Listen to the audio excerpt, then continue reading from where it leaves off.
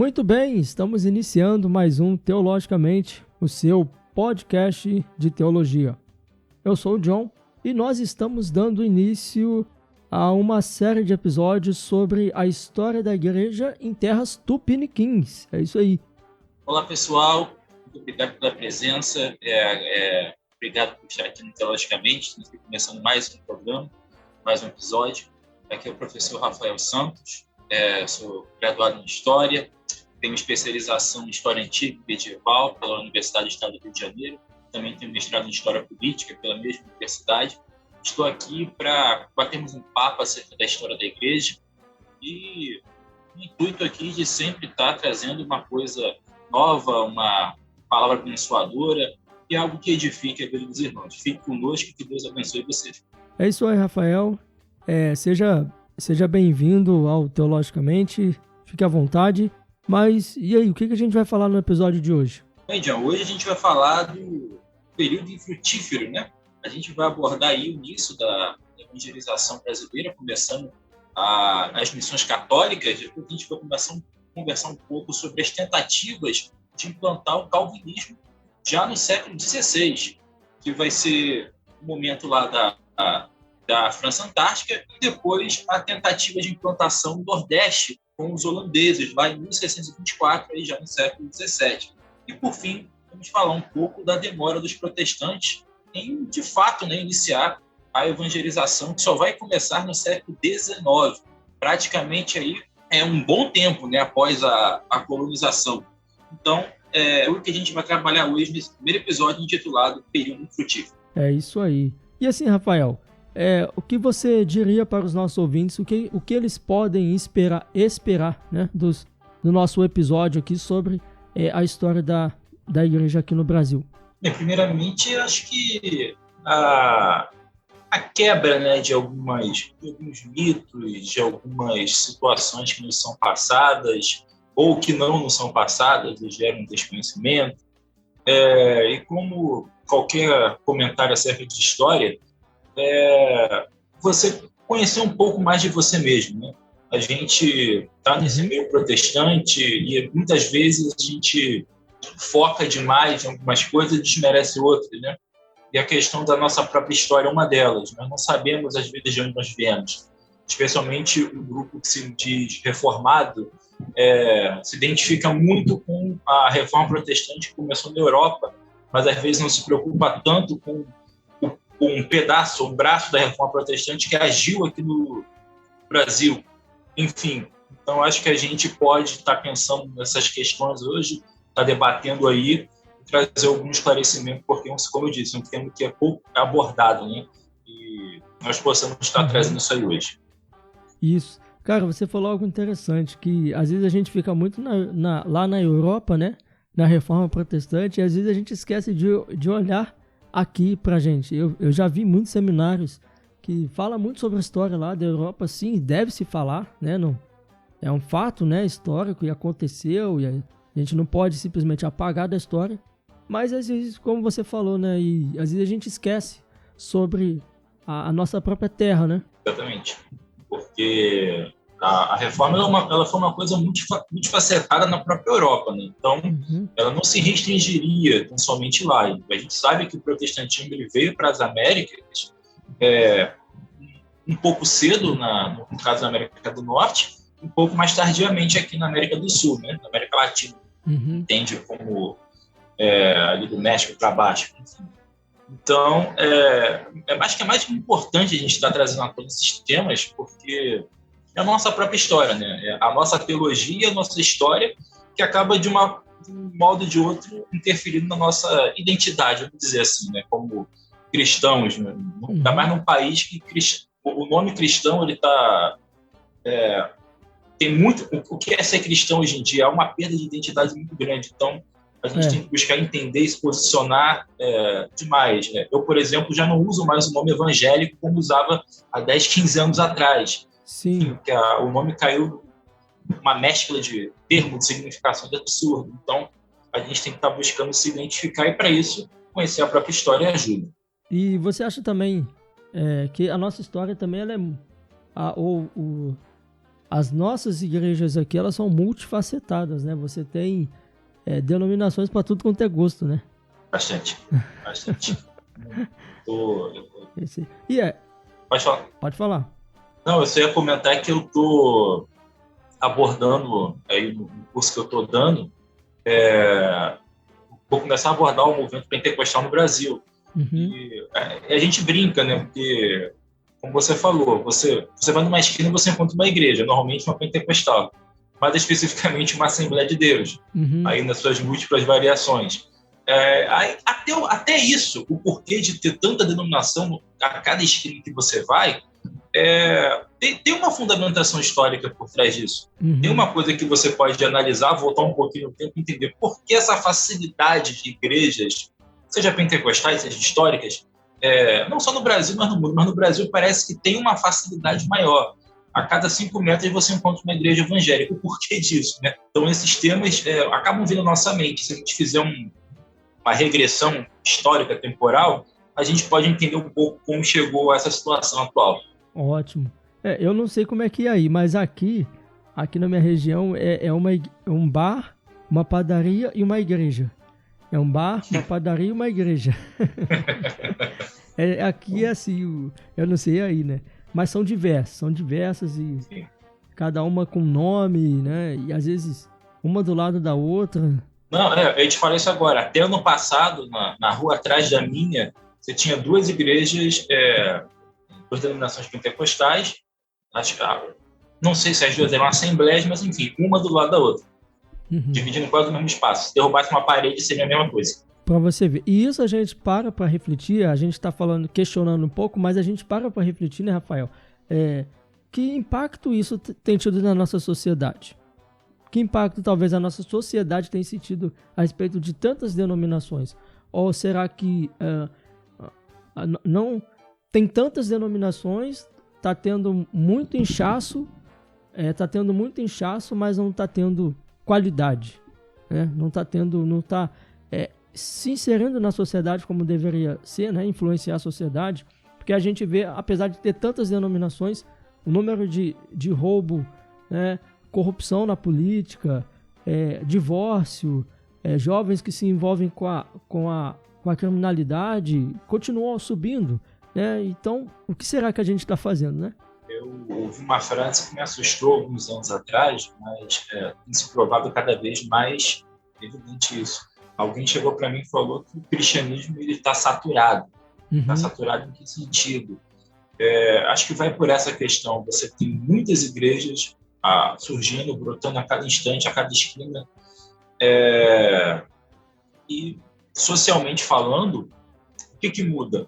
Absolutamente nada. A questão da qualidade, como você apontou aí, é quase inexistente. Os números estão aí. Em cada canto abre uma igreja evangélica. Tá, mas qual é o impacto disso? As pessoas só veem evangélicos, aí evangélicos envolvidos com escândalos, evangélicos envolvidos com o lado ruim da política, evangélicos envolvidos com só questão financeira, porque com o advento do neopentecostalismo também parece que todos os evangélicos viraram automaticamente adeptos da teologia da prosperidade. Sim. Você não pode dizer que você é evangélico já fala de dinheiro, que o pastor rouba, que não sei o quê, enfim. Então, essa é a saturação, né, desse cristianismo caricato. Não é a fé cristã de fato, mas é a aparência que o mundo está comprando. E Jesus falou que nós seríamos odiados pelo nome dele. Mas se você parar para pensar, nós não estamos sendo odiados pelo nome de Cristo, estamos sendo odiados pelo nosso mau exemplo. Parece. Não é pela pregação do evangelho, mas é pelo um falso evangelho que está se tornando nossa marca. Por isso, acho importante botar aquela questão e falar de recuperar a nossa identidade e mostrar isso para o mundo. Se nós formos odiados, que sejamos odiados pelo motivo certo.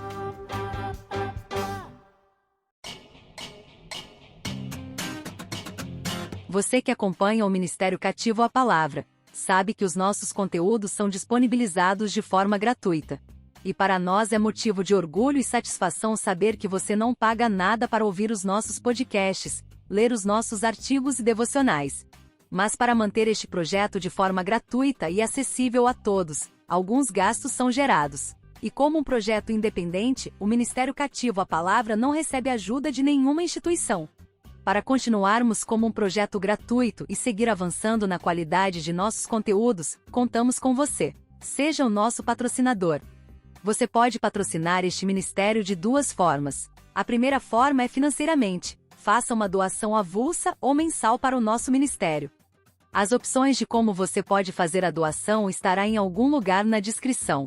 Lembrando, o valor para a doação é o que estiver proposto em seu coração. A segunda opção é através do seu engajamento. Inscreva-se em nosso canal no YouTube e siga as nossas redes sociais. Compartilhe, comente e curta os nossos conteúdos, pois através do seu engajamento, o nosso projeto se tornará cada vez mais relevante na internet, e dessa forma mais pessoas passarão a conhecer o nosso ministério.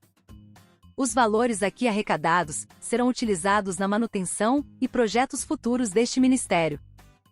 A sua ajuda é fundamental para continuarmos a manter este projeto gratuito e independente. Deus abençoe.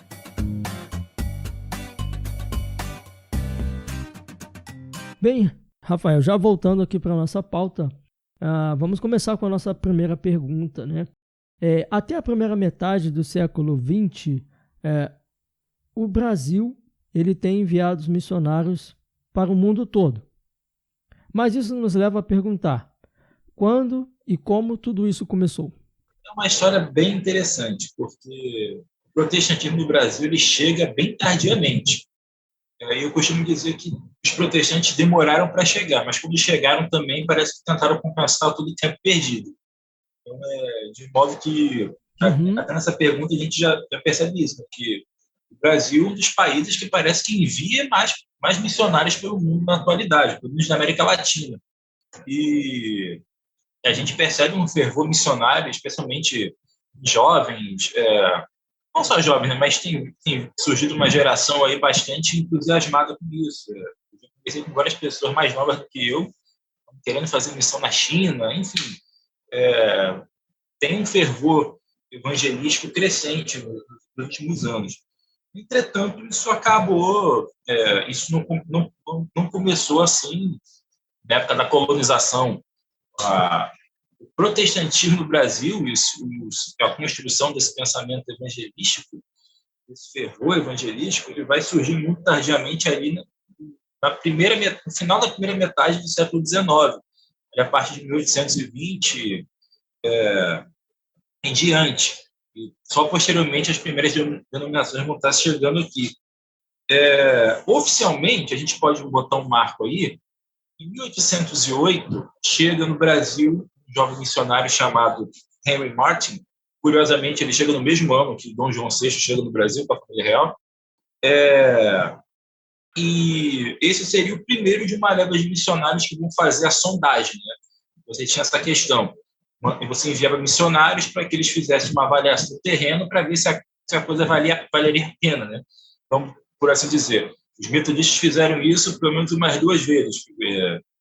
Eles ficaram mandando missionários para cá entre 40 e 50, década de 1850, século XIX, até que finalmente chegaram para cá e fundaram a Igreja Metodista. Mas, no quesito de mandar missionários para ficar no Brasil, nós temos aí o período de 1855, com a chegada dos primeiros imigrantes alemães que trouxeram a Igreja Luterana. Seguindo a eles, a gente vai ter um grupo congregacional e, em seguida, os metodistas. Se bem que os metodistas, como eu falei, eles eram os que estavam mandando missionários para sondar o Brasil há um tempo antes. Vamos dizer que eles quase foram os pioneiros, né, da evangelização protestante no Brasil. Depois a gente vai ter os presbiterianos chegando, lá em 1859. E até 1889, até ali o ano que a República é proclamada, a gente vai ter os congregacionais dos batistas se assentando no território brasileiro. E, curiosamente, logo depois disso, estoura o movimento pentecostal nos Estados Unidos e na Europa e acaba chegando isso no Brasil e emendou uma coisa com outra. Então, o Brasil ele não teve descanso. Quando os protestantes chegaram, foram os históricos e logo depois os pentecostais de cara. Foi uma sequência bem interessante. E a primeira igreja protestante que a gente tem notícia, que aqui é uma coisa importante para falar, quebrando o primeiro mito aqui, mas esse não tão grave, eu já ouvi muitas pessoas chegarem para mim perguntarem, falarem, né, que a igreja presbiteriana foi a primeira igreja protestante do Brasil, né? Eu digo que não foi. Como eu acabei de falar, já veio uma galera antes dos presbiterianos. Você vai ter lá o Ashbel Simon, que foi o precursor do presbiterianismo no Brasil, chegando por volta de 1859. Antes dele, você já vai ter os metodistas fazendo um trabalho pesado de evangelização e os luteranos também, com alguns grupos episcopais. Um desses missionários que eu vim para cá vai ser o senhor, me fugiu o nome dele agora, Robert Cayley, que ele vai chegar por volta de 1858 e vai fundar a Igreja Evangélica Fluminense aqui no Rio de Janeiro. Essa, e não a Igreja Presbiteriana, vai ser oficialmente a primeira igreja protestante fundada no Brasil, no solo brasileiro. Claro, não havia noção de templo na época, a Constituição não permitia, a Constituição de templos, que não fossem católicos. Porém, a primeira organização não missionária, a primeira igreja constituída, a congregação constituída, vai ser essa Igreja Evangélica Fluminense. Posteriormente, depois, os presbiterianos vão se destacar por ter esses ajuntamentos com maior proeminência, vão ser os primeiros a construir igrejas com cruzes e sinos, como era mais comum. Enfim, então, isso, a nossa história de evangelização começa aí, final do século XIX, final da primeira metade do século XIX, ali, entre 1820, vai se estendendo ali até 1889, e depois, entre o movimento pentecostal, a coisa ela se expande ainda mais, e os protestantes eles se tornam muito rapidamente uma das religiões que mais cresceram no Brasil entre o final do XIX e o início do XX. O que é válido falar também que havia uma competição, né? Antes você só tinha igreja católica intocada. Depois vieram os protestantes e, ao mesmo tempo, você vai ter vários outros grupos religiosos que vão aflorar aqui. As religiões de matriz africana, o bando candomblé, o espiritismo kardecista, que vai estar chegando nessa época. A gente depois vai ter aqueles grupos sectários do cristianismo, os adventistas do sétimo dia, testemunho de Jeová, enfim. Esses grupos vão chegar quase que ao mesmo tempo e tirar aquele espaço que era da igreja católica. Mas de todos esses grupos, certamente vai ser a igreja protestante que vai ter uma proeminência maior aí, sobretudo no começo do século XX, com o movimento pentecostal. Muito bem.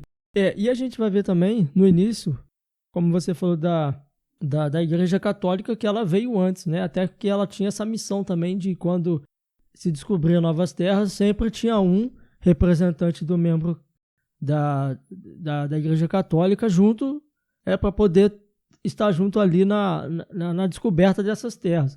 E a gente vai ver que a igreja católica também, quando ela veio para cá, ela não veio com o intuito de evangelizar, né? Ela veio catequizando, a gente poderia dizer assim. Então a gente poderia dizer que essa antecipação católica Brasil, ela foi essa palavra é um pouco difícil, hein?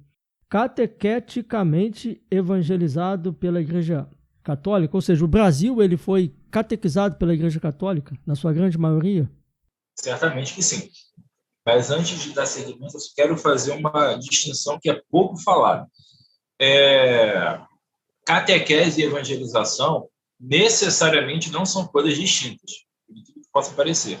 A gente tem uma historiografia na nossa educação básica, média e até superior, muito marxista. E o marxismo, você deve saber, ele quase um antagonista natural de tudo que se considera cristão. Então, criou-se aquele pensamento do opressor e do oprimido.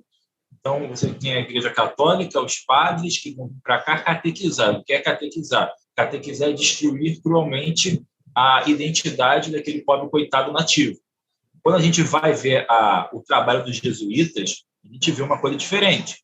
Claro, a gente vai ter excessos, a gente vai ter corrupção do clero, só que não vamos esquecer que o que essa historiografia fala da catequese jesuítica também fala da evangelização protestante, que é uma forma de você matar a fé do outro, destruir a identidade do outro.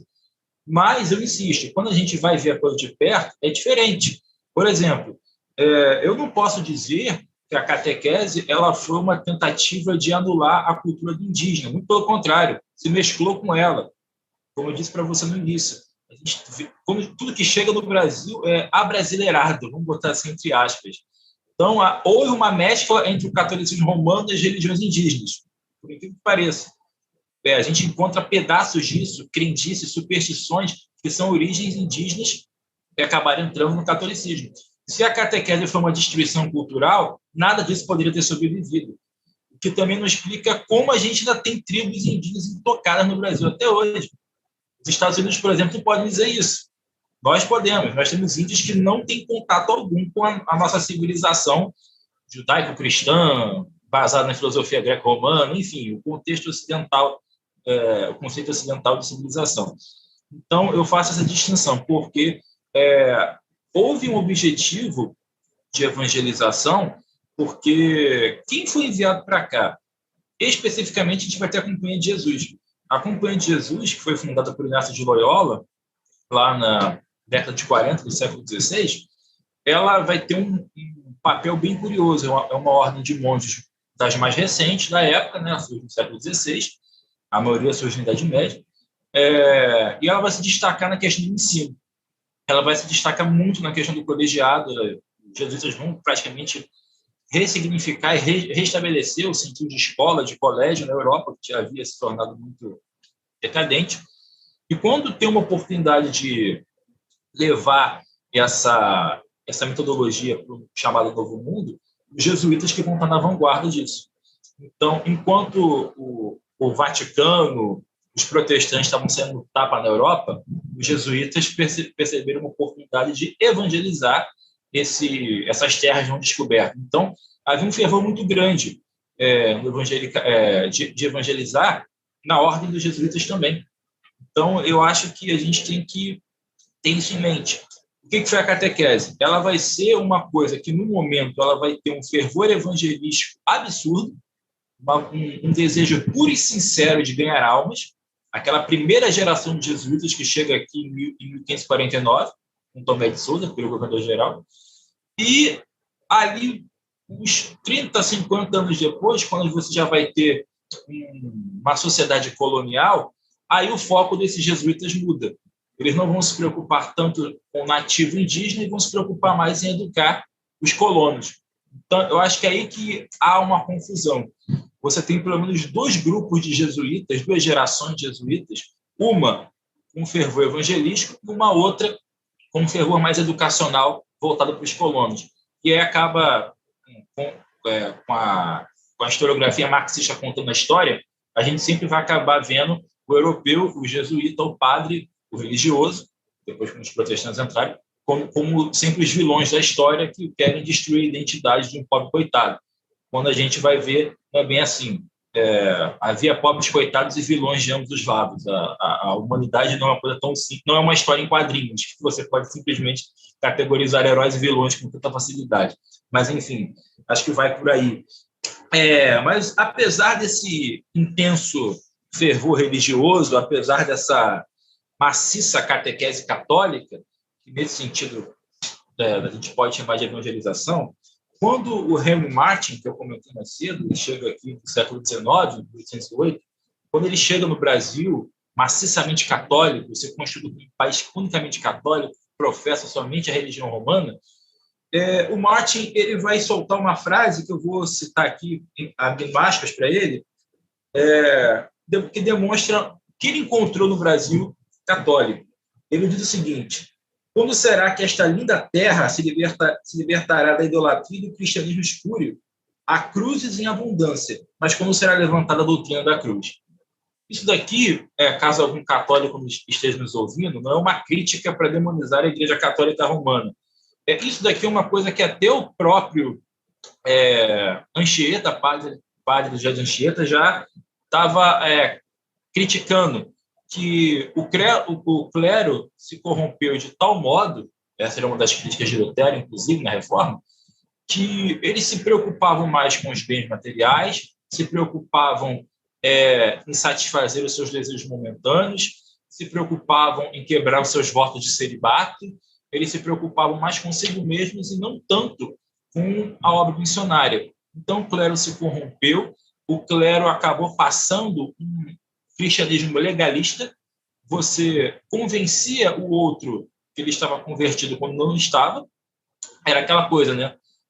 Jesus cita na sua crítica aos fariseus, que eles faziam prosélitos e transformavam um camarada em filho do inferno 2 vezes maior do que os seus mestres. Enfim, então é aquela coisa, um cego guiando outro cego. Então a gente vê que até membros do clero, como o Anchieta, depois o Henry Martin, protestante, vão estar observando isso. Você vai ter um país maciçamente católico, com cruzes por todo lado, mas era um cristianismo puramente legalista, um cristianismo que desconhecia a graça de Deus, um cristianismo que não apregoava a santidade. Havia cruzes por toda parte, mas não havia a obra da cruz. Então, o Brasil ele se constitui como um país católico, só que puramente confessional. Se constitui como um país católico, mas não como um país cristão. Terem que se comportar, né? Porque eles eram considerados como bárbaros, né? Como, né? E não no sentido de querer que eles se vestissem, se comportassem decentemente. A catequese mesmo de poder ensinar, né? Ali, até trazer uma nova, um novo ensinamento para os nativos que aqui existiam. Mas, John, só apontando uma coisa. Sim. Quando eu fiz esse comentário, eu acho importante a gente trazer a memória que, infelizmente, isso que é ensinado para a gente desde criança. Uhum. A gente acaba aprendendo que catequese é um instrumento do diabo, Sim. ironicamente falando, para destruir o pobre coitado do índiozinho. Uhum. E já vem essa palavra, já fica pesada na mente das pessoas, né? Fica catequese. Pesada, não, sim. Uhum. Isso é porque a historiografia marxista ela trabalha com isso. Ela tem que ter opressores e oprimidos. Uhum. E o cristão sempre será o opressor na cabeça de um marxista. Sim. Isso aí é indiscutível. A gente vê isso na política até hoje. Não importa quem fez o quê. O cristão é que sempre vai estar errado. Enfim. Então, acho que é importante a gente voltar nessa questão. Mas, sim, catequese é ensino. Por isso que eu falei que ela não necessariamente vai estar separada do conceito de evangelismo, porque vem a ser, em certo sentido, coisas sinônimas, né? Ou operantes entre si.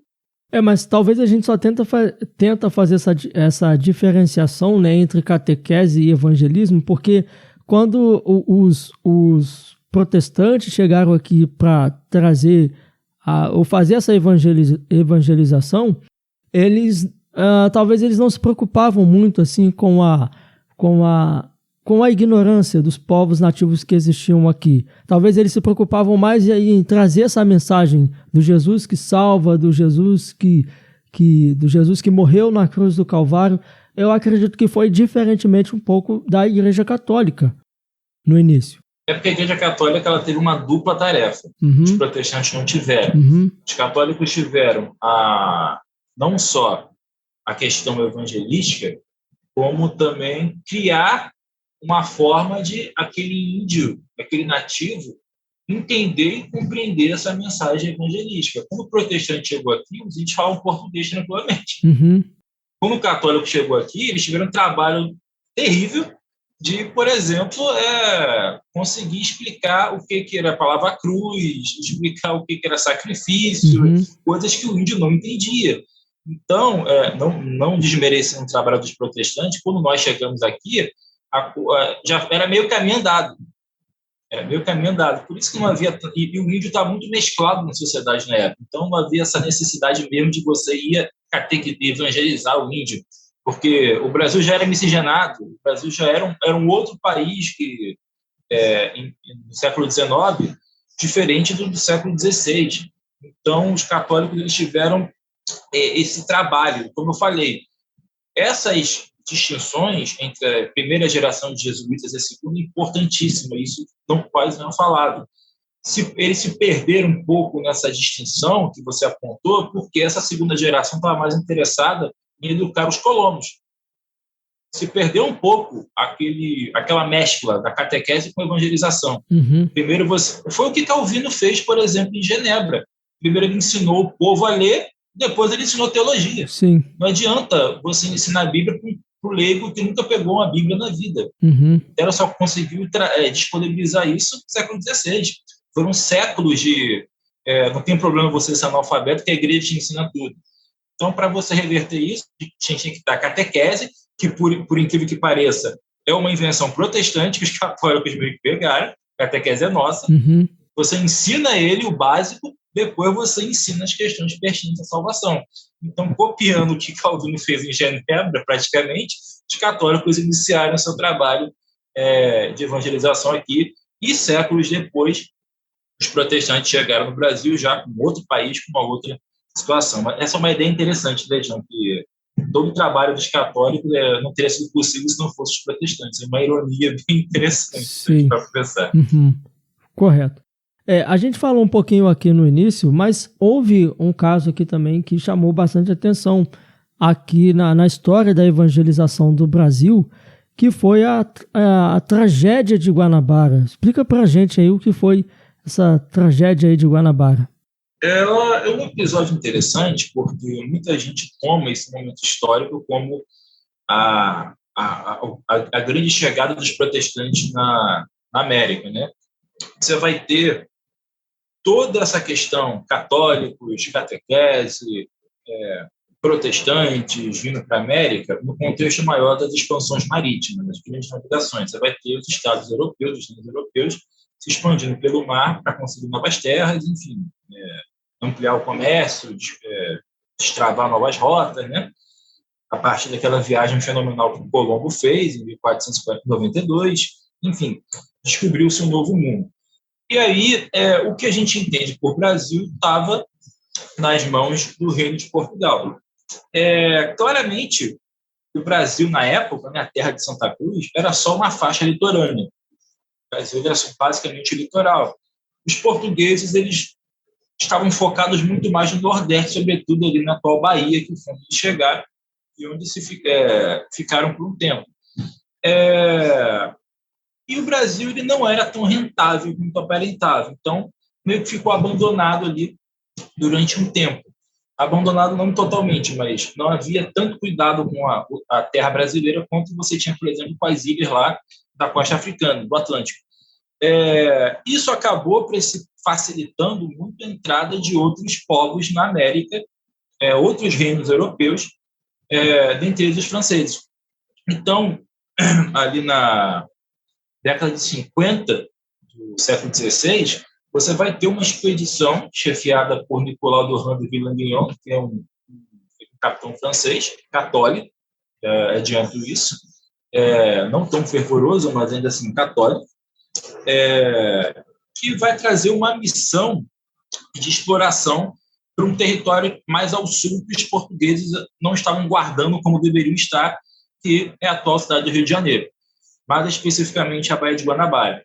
E ali o plano era você criar uma colônia francesa, que vai ser conhecida como França Antártica, dentro dos domínios portugueses. E nessa missão de Villeneuve você vai ter todo tipo de pessoa. Dentre eles, um pequeno grupo de calvinistas franceses, que a gente vai chamar de huguenotes, que estavam fugindo das perseguições religiosas na França. A gente teve, naquela mesma época, um massacre de protestantes, que foram 3 noites seguidas, né, mas que ficaram conhecidas como a Noite de São Bartolomeu, católicos militantes, vamos dizer assim, massacraram calvinistas franceses, e isso acabou dispersando, né, o pessoal. Então, os que puderam se salvar se enfiaram em barcos, navios e tentaram fugir para qualquer canto que pudesse. E um pequeno grupo acabou vindo com Villeneuve para a América, sobretudo, especificamente para cá, para o Brasil. A questão é que esse pessoal tentou fazer um trabalho evangelístico aqui nesse território.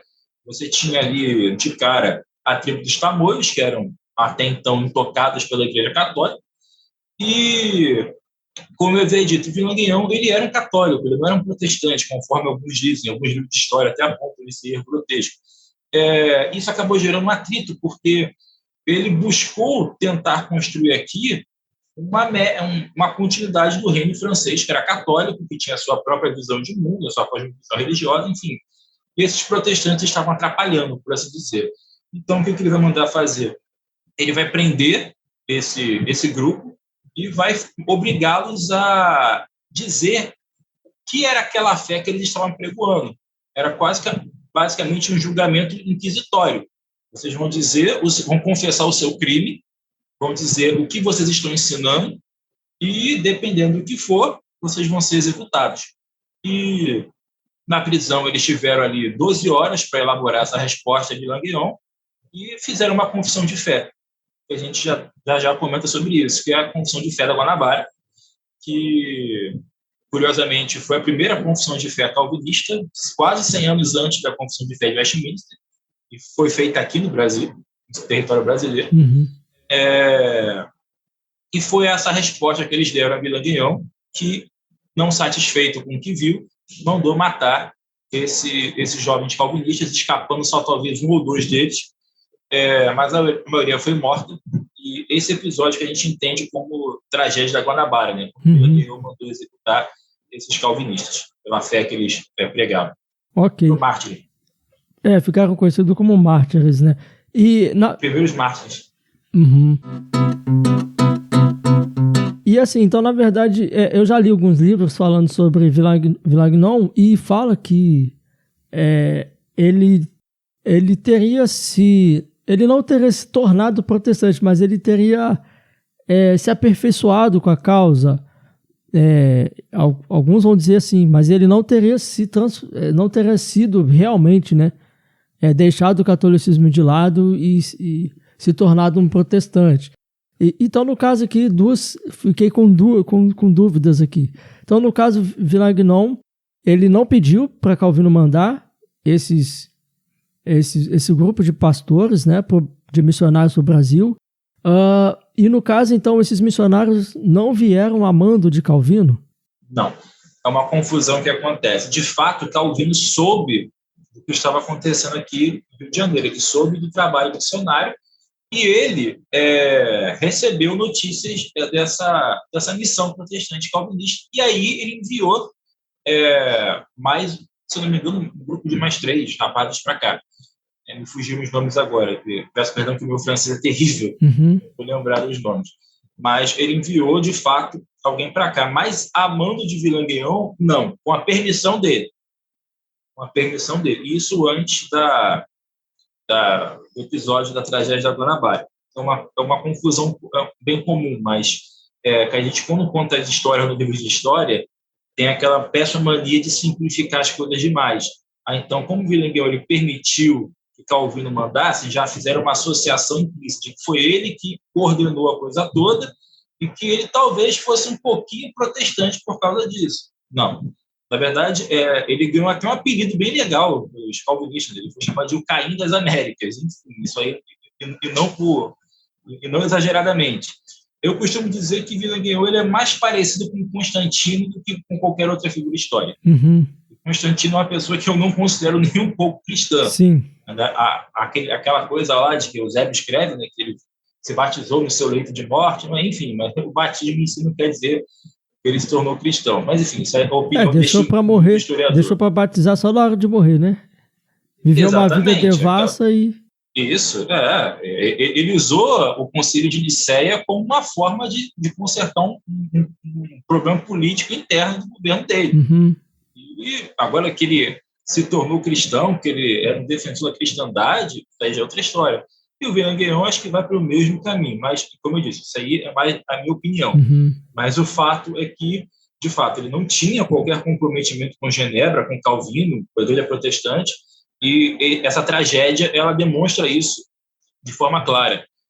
Quando foi, de fato, exigido saber o que estava sendo pregado na sua colônia, Villegagnon ele foi enérgico e fez valer ali as suas, talvez, crenças particulares ou ainda ordens que ele recebeu diretamente da França ou do Vaticano. Enfim, aí é uma questão que talvez nunca saibamos o que passa pela cabeça dele. Eu li um artigo uma vez que falava que Calvino e Villegagnon eles tinham uma rixa. Isso é verdade? É fato? Olha, se eles tinham uma rixa ou não, eu não saberia lhe dizer com certeza. Eu posso dizer que é provável que eles sequer tenham se encontrado em algum momento. É provável que um só conhecesse a fama do outro. Entendi. Eu não sei se daí tiraram implicitamente essa rixa. Mas eu sei que eles nunca se encontraram, nunca debateram, até porque Villegagnon não era um homem das letras, Calvino era um acadêmico, era advogado. Se houve essa rixa, eu realmente desconheço ela. Entendo. Ok. A gente vai ver aqui, né? Então, Villagnon, ele pede para capturar esses protestantes, né? Porque eles estavam provavelmente ensinando algo que não estava de acordo ali com o pensamento de Villagnon. Então, comentando sobre isso, né? A gente falou que por que eles foram capturados. E, mais especificamente, a gente viu que quando Villagnon pediu para que esses protestantes escrevessem aquilo que eles acreditavam, né? Aí que Villagnon, então, decidiu matá-los. O que estava escrito, né? O que foi essa confissão de fé da Guanabara? O que continha ali que deixou Villagnon tão furioso, a ponto de querer matá-los? Aí que tá. Eu separei aqui 10 pontos, que eu destrinchei a confissão de fé, 10 pontos para a gente entender. Vou comentar rapidinho aqui.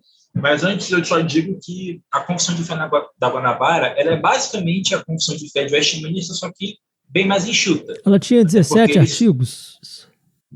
Algo assim. Posso até checar aqui, mas se ela tinha talvez 15, 16 ou 17, alguma coisa assim. Era menos de 20, com certeza. Uhum. E a confissão de Westminster a gente vê que ela é um pouquinho mais desenvolvida, Sim. um pouco maior. Até porque eles também não teve esse tempo todo, né? O que eu ia falar, eles tiveram somente 12 horas para fazer isso. E dentro de uma prisão, né? Dentro de uma prisão e, modéstia à parte, para eles, foi uma confissão muito bem elaborada. Uhum, sim. Eu não vou dizer para você que ela serviu de base para Westminster, porque foi uma outra situação, um outro contexto, mas você percebe uma similaridade entre as duas, sim, porque ambas tinham um fundamento calvinista, ambas tinham um pensamento reformado, enfim. Uhum. Então, muita coisa vai bater. Então, eu separei aqui 10 pontos para a gente comentar. O primeiro eu creio, né? Começa essa confissão com isso, eu creio, no que eu creio.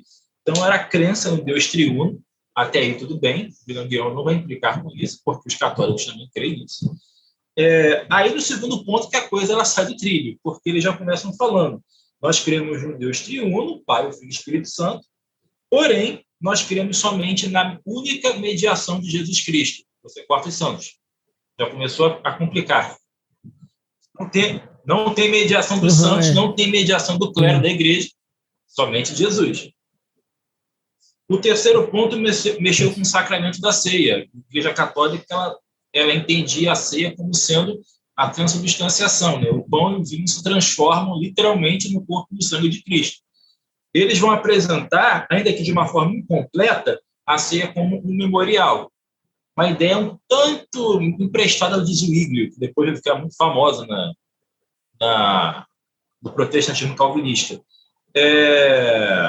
Embora que se você ler alguns pedaços da confissão dessa parte, em algum momento você tem a impressão que alguns talvez até crescem numa ideia de consubstanciação, que era uma ideia luterana, mas enfim, para todos os efeitos, o que vai prevalecer é a ceia como sendo em memória de Cristo. Não há transformação entre os elementos. Enfim, mais um ponto de discordância. O quarto ponto seria o pé do batismo. Até aí tudo bem. Apesar de que os motivos para o pé do batismo na Igreja Católica e na Igreja Reformada, especificamente presbiteriana, porque eu sou reformado, mas sou batista, então é outra história. São diferentes, né? A Igreja Católica ela batiza crianças para remoção do pecado original. A Igreja Presbiteriana batiza crianças para integrá-las na comunidade da igreja, seria o equivalente à circuncisão do Antigo Testamento. Mas, como o ponto ele contemplava basicamente o batismo de infantes, não houve qualquer discussão quanto a isso. Mas o quinto ponto ele tocou numa questão bem problemática, que era o livre-arbítrio, que é problemática até hoje, né?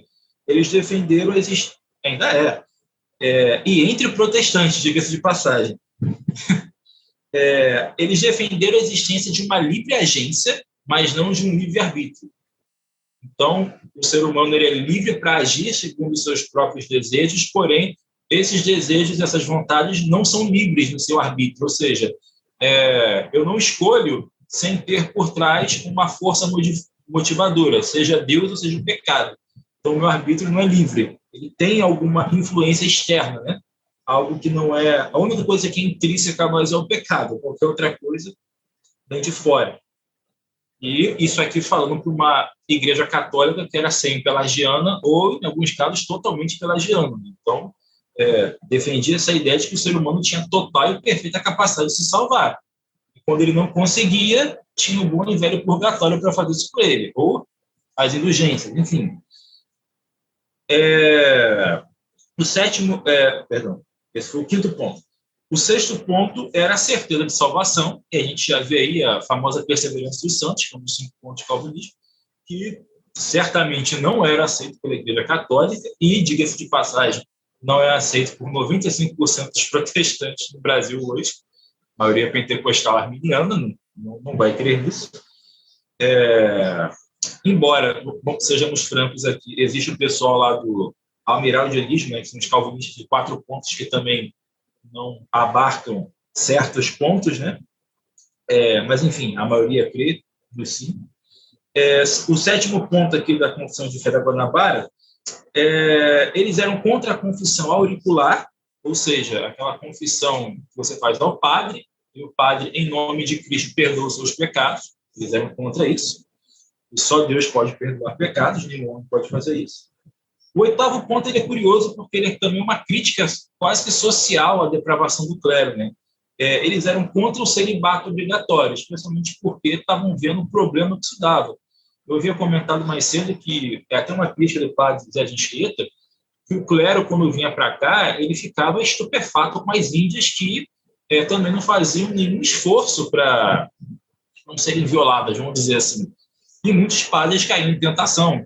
E tinha um esquema de fornicação absurdo que se estendeu durante anos. Então, isso por quê? Porque os padres eles faziam aquele voto de celibato, não levavam jeito para a coisa e, consequentemente, caíam em tentação o tempo todo. Então, para que não haja a oportunidade da tentação, você segue o conselho de Paulo, né? Se você não consegue se controlar, se case. Não fique se forçando uma coisa que você não vai conseguir sustentar. Então, o oitavo ponto era contra o celibato obrigatório. Não que o celibato seja pecado, deixando isso claro, mas o celibato como obrigatoriedade é uma coisa que foi questionada por ele. O nono ponto, e penúltimo, eles viam Cristo como o único caminho para a salvação. Eu nem preciso dizer que a Igreja Católica ela tem até hoje, né, uma outra visão de salvação. Cristo é o Salvador, mas não é somente por ele que você alcança a salvação. Cristo, a mediação dos santos, Cristo, os sacramentos, Cristo, o magistério da igreja, enfim, aqueles acréscimos, né, que a gente já vê desde lá da época de Paulo, quando escreveu a carta aos Gálatas. Né? Cristo não era suficiente, sempre tinha que ter alguma coisa. Na época era o judaísmo, aí agora é a tradição da igreja. E o último ponto era contra a oração pelos mortos, que também foi um dos pontos que Lutero bateu no sim. Isso mescla também com a questão do purgatório, você orar para liberar as almas do purgatório, então pagar para liberar as almas de lá, enfim, porque eles acreditavam que ao homem está ordenado uma vez somente morrer e depois segue-se o juízo, a carta aos Hebreus. Enfim, então esse é um resumo aí desses 10 pontos que eu fiz, do que trata a Confissão de Fé da Guanabara. Infelizmente aqui não deu para a gente fazer não temos tempo hábil também para fazer uma comparação ponto a ponto com a irmã dela, a Confissão de Westminster, mas se você tiver curiosidade, faça isso, pegue aí as duas confissões estão disponíveis na internet e faça aí as comparações. Mas, basicamente, isso aqui são pedaços do calvinismo que estava vigente na Europa da época, que deu origem a essa confissão de fé aqui no Rio de Janeiro, de de passagem. E a gente consegue ver, né, nessa confissão a consistência doutrinária, né? Apesar de ter sido em pouco tempo, né, como a gente falou aqui um pouco no início, essa consistência doutrinária, e eles não tiveram medo, né, de mostrar ali o que realmente eles acreditavam mesmo que eles estivessem ali a ponto de morrerem, né, de perder a sua vida, né? Exatamente, como de fato aconteceu. Como de fato aconteceu. E algo que eu achei bastante interessante também nessa confissão é que eles invocam constantemente, claro, as escrituras, né? Eles invocam constantemente as escrituras, não fazendo referência propriamente a Calvino, né, ou coisa do tipo, as escrituras, e se eu não me engano também, eles se invocam aqui de um dos pais apostólicos. Eu não me lembro o nome aqui agora, me fugiu da cabeça aqui, Mas eles não invocam diretamente Calvino, falando, porque Calvino diz isso, porque Calvino fala isso. Mas eles invocam. Olha, Pode falar. se não me falha a memória, eles citam Agostinho. Cita Agostinho. Citam Santo Agostinho e tem mais alguém, Tertuliano, se não me engano. Eu acho que isso. Não citam diretamente Calvino, né? Apesar de... Não, Calvino não aparece em momento algum. Isso que é interessante. O calvinismo é invenção de Calvino. E você vê nessa confissão, eles citam as escrituras e os pais ali mais antigos, né? Santo Agostinho e Tertuliano, né? Sim. E essa confissão deixou Vilagnão furioso, né? Porque foi totalmente... Pois é, não só ele. Como eu disse, eu creio particularmente que havia interesses maiores por trás de Vilagnão. Uhum. Então, é muito provável que ele tenha recebido somente ordens para resolver o problema. Aí é aquela coisa, se de fato ele já tinha uma predisposição contra Calvino, contra os calvinistas, mas isso não explicaria por que havia calvinistas no barco dele, porque ele permitiu que a evangelização acontecesse, enfim. Então, tem todos os indícios aí de um problema periférico. Esses calvinistas podiam estar incomodando mais alguém, outro alguém, e não necessariamente Vilagnão. Então, eles precisavam subir da história, né? De fato, e se eu não me engano, essa confissão ela se encontra, né? Tem um monumento dela aí no Rio, né? Na Ilha de Vilagnão. Na Ilha de Vilagnão, e também tem lá a placa, né? Mostrando, né? Essas confissões, né? Exatamente. Ela está na íntegra também, disponível na internet para quem quiser. Ela é curtinha. Ok. Só para a gente contextualizar, para as pessoas verem que de fato isso aconteceu, né? Sim, de fato. As pessoas podem ir lá ver no monumento e tem lá toda a história. Bem, o que foi essa experiência holandesa em 1624, né? O que teria dado de errado nessa experiência holandesa? Deu tanta coisa errada nessa experiência, John, que eu tive que fazer um resuminho aqui. Pois é. A gente percebe nesse caso que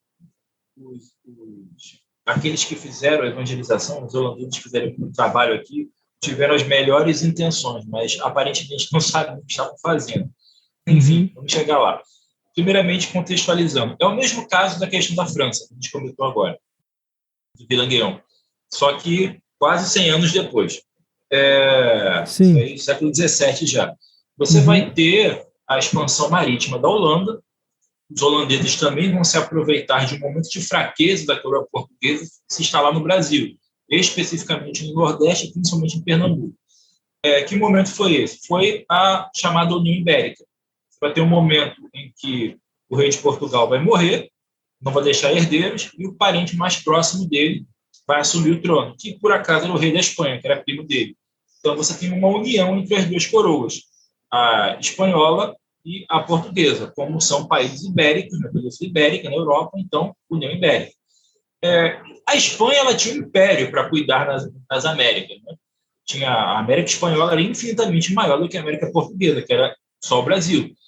Então, a coroa espanhola não se preocupou tanto com o território brasileiro da época, o que facilitou, então, a estalagem dos holandeses no Nordeste brasileiro. Então, essa é a contextualização. A ocupação holandesa aí no começo do século XVII. O problema é que... Os problemas, né? Por que isso deu errado? Os holandeses chegaram ao Brasil e instalaram a Igreja Reformada da Holanda aqui. Isso pode parecer uma coisa muito boa e fantástica no primeiro momento. Mas por que deu errado? Primeiramente, você não tinha qualquer plano de evangelização.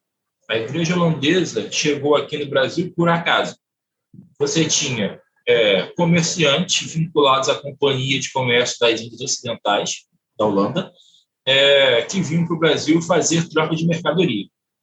Consequentemente, alguns desses navegadores e comerciantes eram calvinistas, eram da Igreja Reformada da Holanda, e resolveram ficar por aqui mesmo.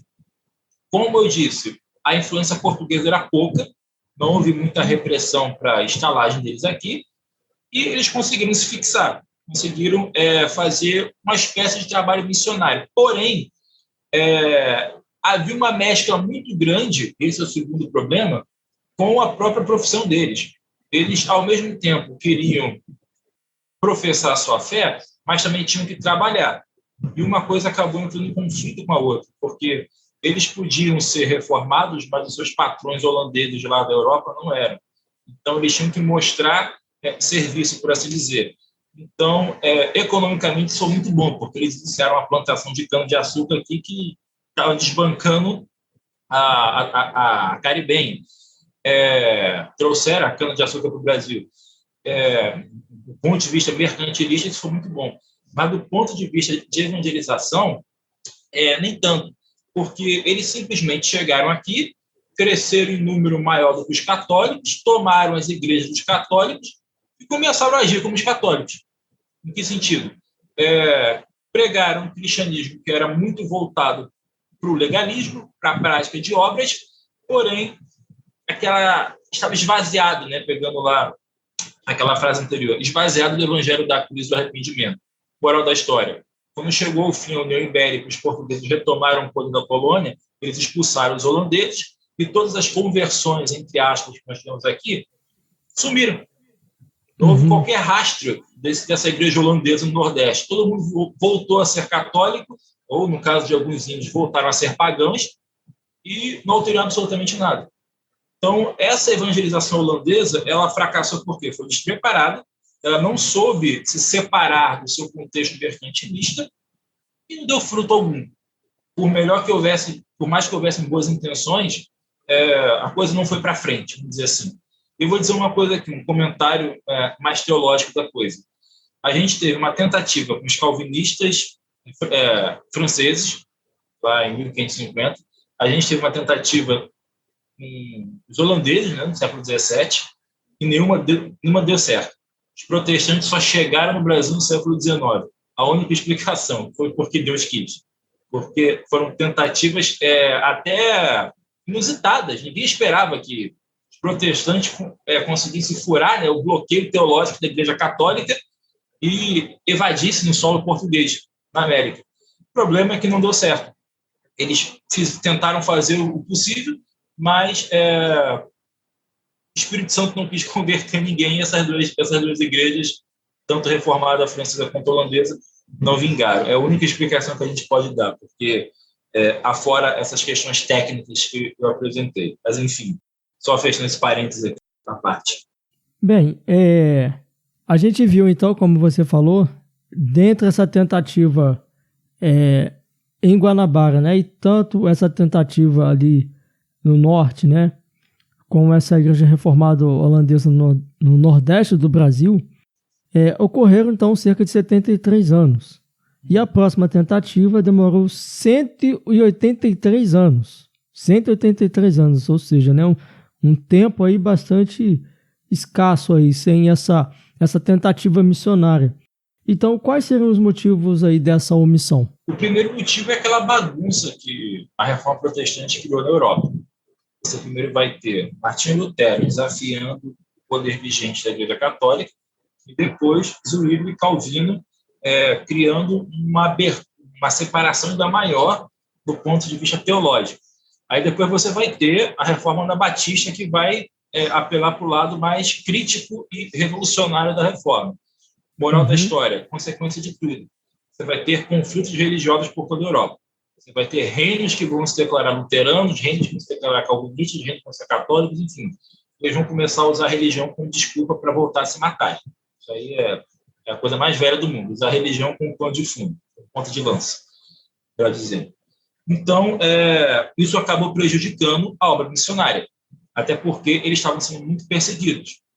Isso beneficiou, de um certo ponto, a América do Norte, porque os puritanos ingleses vieram maciçamente para que vai ser os atuais Estados Unidos e vão não só ser os evangelistas, vão ser os colonos também, mas isso aí é outra história. Mas na América, de uma forma geral, você vai ter esse primeiro problema, de que havia ali uma desorganização quanto às missões, porque havia outros problemas imediatos para resolver. O segundo problema é que, maciçamente, toda a América toda a América, tirando a América do Norte, as 13 colônias inglesas, que eram protestantes, você vai ter maciçamente a América Hispânica e a América Portuguesa sob o domínio da Igreja Católica. E isso era desanimador. Então, uma das razões para não enviarem missionários é porque, primeiramente, você teve um fracasso na Baía de Guanabara, na época do Vila-Guião. Você teve uma tentativa infrutífera com os holandeses. Moral da história, aquilo que eu comentei aqui agora, é porque Deus não quer. Então, houve ali um freio, um controle, e eles propositadamente não enviaram missionários para a América do Sul, por assim dizer. E um terceiro motivo, e esse daí talvez você até discorde, eu estou aqui trazendo a posição de um autor presbiteriano, que é o Eber César, ele é historiador também, ele defende esse ponto, e eu concordo com ele, de que não havia, melhor dizendo, um entendimento entre os protestantes em fazer missões. Não havia um entendimento pleno do ID. Havia uma ideia de que a grande comissão era só para os apóstolos. Então, vamos dizer que eles amoleceram, vamos dizer que eles se acomodaram. Então, não havia tanto interesse assim de evangelizar. Eu até comentei no começo que houve uma prática posterior de que, antes de enviar missionários, eles mandavam batedores para ver se a terra valeria a pena você evangelizar. Os metodistas, por exemplo, numa primeira vinda ao Brasil, eles falaram que não valia a pena isso aqui. Era muito católico, muito legalista, era perigoso, era uma terra que o clima não favorecia.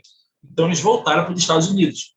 Depois que houve lá vamos dizer assim, um avivamento na junta missionária de Richmond, na Virgínia, você vai ter os metodistas mudando a sua mente e vindo evangelizar o Brasil. Depois os presbiterianos logo em seguida, um ano depois. Então, acho que esses motivos aí são os principais.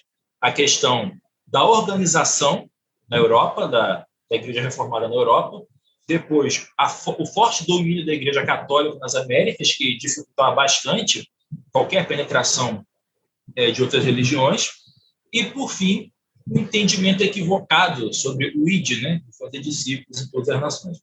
Mas, graças a Deus, isso foi vencido, né, depois de, muito provavelmente, uma intervenção divina no coração daqueles homens, porque começaram a vir, como eu disse, depois que eles vieram, a coisa, igual bola de neve, só foi aumentando, depois já emendou com o movimento pentecostal, que maximizou o conceito de evangelismo, e estamos aí, os protestantes, doa quem doer até hoje.